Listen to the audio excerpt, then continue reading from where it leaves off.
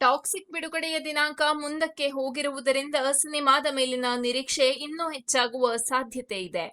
ಆದರೆ ಇದೇ ಜಾಗದಲ್ಲಿ ಒಂದು ಸಣ್ಣ ಅಪಾಯವೂ ಇದೆ ಎಂದು ಸಿನಿ ಪಂಡಿತರ ಅಭಿಪ್ರಾಯ.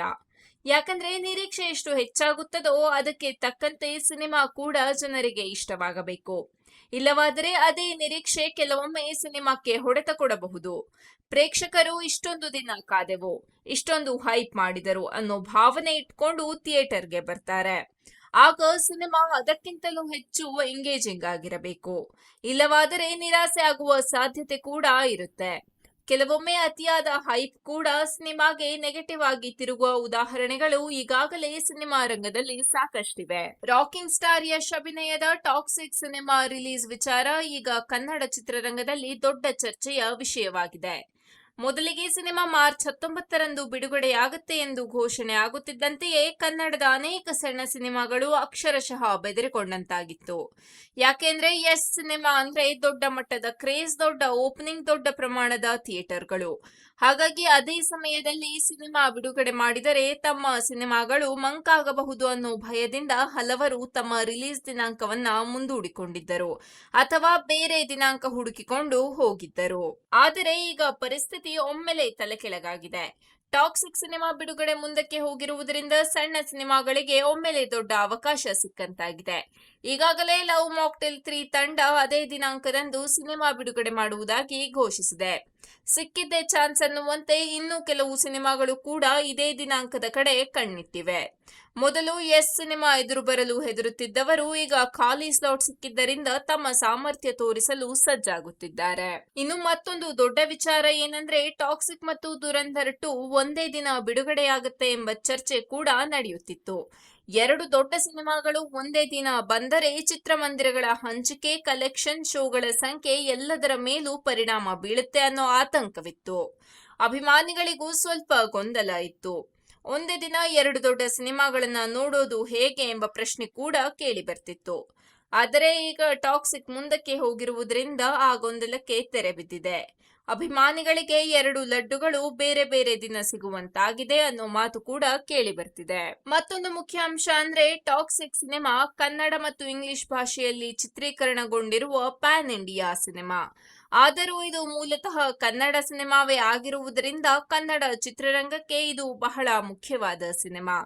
ಕಾಂತಾರ ಸಿನಿಮಾ ದೇಶದಾದ್ಯಂತ ದೊಡ್ಡ ಮಟ್ಟದಲ್ಲಿ ಸದ್ದು ಮಾಡಿದ ಬಳಿಕ ಅದೇ ಮಟ್ಟದಲ್ಲಿ ಪ್ಯಾನ್ ಇಂಡಿಯಾ ಮಟ್ಟದಲ್ಲಿ ದೊಡ್ಡ ಯಶಸ್ಸು ಕಂಡ ಮತ್ತೊಂದು ಕನ್ನಡ ಸಿನಿಮಾ ಇನ್ನೂ ಬಂದಿಲ್ಲ ಅನ್ನೋ ಮಾತು ಕೇಳಿ ಬರ್ತಿದೆ.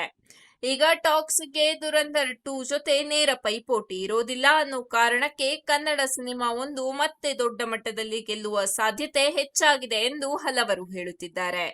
ಈ ಕಾರಣದಿಂದ ಕನ್ನಡ ಚಿತ್ರರಂಗದ ಪಾಲಿಗೆ ಈ ನಿರ್ಧಾರ ಒಳ್ಳೆಯದೇ ಅನ್ನೋ ಅಭಿಪ್ರಾಯವೂ ಕೇಳಿ ಬರ್ತಿದೆ. ಆದರೆ ಇನ್ನೊಂದು ಕಡೆ ಚಿತ್ರಮಂದಿರಗಳ ಪರಿಸ್ಥಿತಿ ಕೂಡ ಅಷ್ಟಾಗಿ ಚೆನ್ನಾಗಿಲ್ಲ. ಕಳೆದ 2 ತಿಂಗಳಿಂದ ಹೇಳಿಕೊಳ್ಳುವಂತಹ ದೊಡ್ಡ ಹಿಟ್ ಸಿನಿಮಾ ಯಾವುದೂ ಬಂದಿಲ್ಲ. ಅನೇಕ ಸಿನಿಮಾಗಳು ಬಿಡುಗಡೆಯಾದರೂ ಥಿಯೇಟರ್ನಲ್ಲಿ ಹೆಚ್ಚು ದಿನ ನಿಲ್ಲುತ್ತಿಲ್ಲ. ಕಲೆಕ್ಷನ್ ಕೂಡ ದೊಡ್ಡ ಮಟ್ಟದಲ್ಲಿ ಆಗುತ್ತಿಲ್ಲ.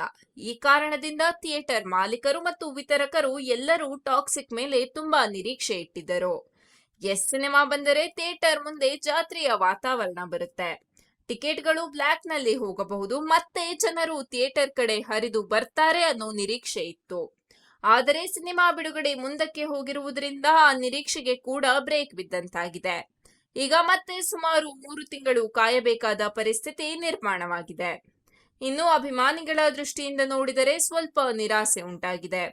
ಯಾಕಂದ್ರೆ ಬಹಳ ದಿನಗಳಿಂದ ಕಾಯುತ್ತಿದ್ದ ಸಿನಿಮಾ ಇನ್ನೂ ಮುಂದೆ ಹೋಗಿದೆ. ಆದರೆ ಅದೇ ಸಮಯದಲ್ಲಿ ಕುತೂಹಲ ಮತ್ತು ನಿರೀಕ್ಷೆ ಮತ್ತಷ್ಟು ಹೆಚ್ಚಾಗಿದೆ. ಸಿನಿಮಾ ಬಗ್ಗೆ ಈಗಾಗಲೇ ದೊಡ್ಡ ಹೈಪ್ ನಿರ್ಮಾಣವಾಗಿದೆ. ಒಟ್ಟಾರೆ ನೋಡಿದ್ರೆ ಟಾಕ್ಸಿಕ್ ಸಿನಿಮಾ ಬಿಡುಗಡೆ ಮುಂದಕ್ಕೆ ಹೋಗಿರೋದು ಒಂದೆಡೆ ಸಣ್ಣ ಸಿನಿಮಾಗಳಿಗೆ ಅವಕಾಶ ನೀಡಿದಂತಾಗಿದೆ. ಮತ್ತೊಂದೆಡೆ ಕನ್ನಡ ಚಿತ್ರರಂಗಕ್ಕೆ ದೊಡ್ಡ ಪ್ಯಾನ್ ಇಂಡಿಯಾ ಗೆಲುವಿನ ನಿರೀಕ್ಷೆಯನ್ನ ಜೀವಂತವಾಗಿಯೇ ಉಳಿಸಿದೆ. ಆದರೆ ಅದೇ ಸಮಯದಲ್ಲಿ ಅಭಿಮಾನಿಗಳ ನಿರೀಕ್ಷೆ ಮತ್ತು ಕುತೂಹಲವನ್ನ ಕೂಡ ಇನ್ನಷ್ಟು ಹೆಚ್ಚಿಸಿದೆ. ಈಗ ಎಲ್ಲರ ಕಣ್ಣು ಒಂದೇ ಪ್ರಶ್ನೆಯ ಮೇಲೆ ನೆಟ್ಟಿದೆ. ಇಷ್ಟು ದೊಡ್ಡ ನಿರೀಕ್ಷೆ ನಿರ್ಮಾಣವಾಗಿರುವಾಗ ಟಾಕ್ಸಿಕ್ ಸಿನಿಮಾ ಅದನ್ನ ನಿಜವಾಗಿಯೂ ತೀರಿಸಬಹುದಾ ಅನ್ನೋದು. ಅದಕ್ಕೆ ಉತ್ತರ ಸಿಗೋದು ಸಿನಿಮಾ ಬಿಡುಗಡೆಯಾದ ದಿನವೇ.